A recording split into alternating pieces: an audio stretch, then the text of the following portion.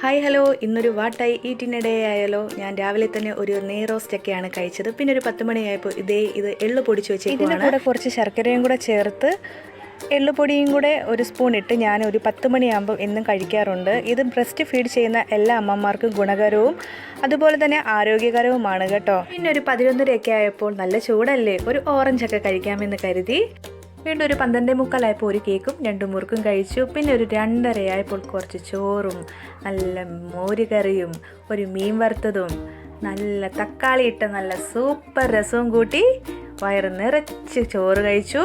പിന്നീട് ഞാൻ കുഞ്ഞിനെ ഉറക്കി ഞാനും കിടന്നുറങ്ങി. ഒരു 4:30 ആയപ്പോൾ എഴുന്നേറ്റു ചായയും മുട്ട ബജിയും ഉള്ളിവടയൊക്കെ കഴിച്ചു. പിന്നെ ഫ്രഷ് ആയതിനു ശേഷം ഒരു 6 മണിക്ക് ശേഷം ഒരു പച്ചപ്പഴമൊക്കെ കഴിച്ചു.